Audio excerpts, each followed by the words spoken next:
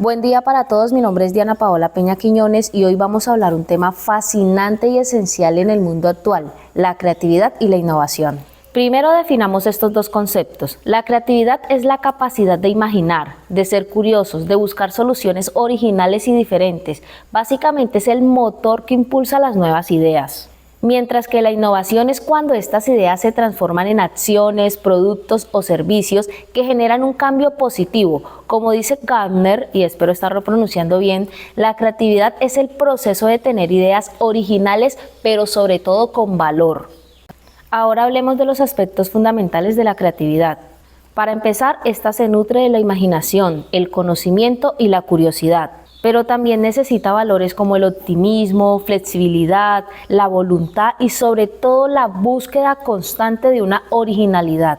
De la misma manera existen muchas técnicas para potenciar la creatividad. Una de ellas es el método Scamper, que consiste en sustituir, combinar, adaptar, modificar, proponer, eliminar y recordar ideas. También tenemos la famosa lluvia de ideas, donde se fomenta la libre expresión y se generan muchas ideas sin juzgar ninguna durante el proceso. Estas herramientas nos permiten desbloquear el potencial creativo tanto individual como grupalmente. Cuando hablamos de innovación en la educación, podemos clasificarla en diferentes tipos. Por ejemplo, la innovación incremental mejora los tipos de enseñanza ya existentes, como el uso de las aulas virtuales para complementar la educación ya presencial.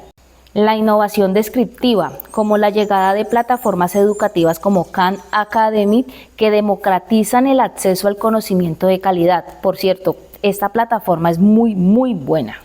Seguimos con la innovación social, con proyectos en educación inclusiva para niños con necesidades especiales y la innovación tecnológica, como el uso de las herramientas de realidad aumentada para mejorar la experiencia en el aprendizaje.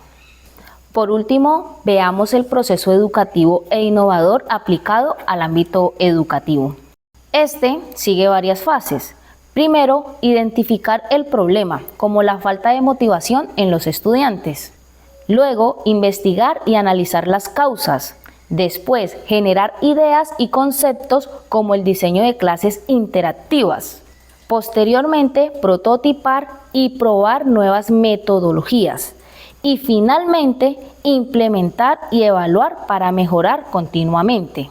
Un gran ejemplo de la innovación educativa es el modelo de aula invertida, que por cierto me encanta, pero considero que es muy difícil aplicarlo, sobre todo en nuestros países latinoamericanos, y pues me enfoco ya en lo que yo conozco y es Colombia, en donde la brecha en la educación, tanto en zonas urbanas como rurales, es grandísima y de hecho en las mismas zonas urbanas la brecha entre colegios públicos, privados o colegios en donde el Estado más le presta atención por diferentes motivos.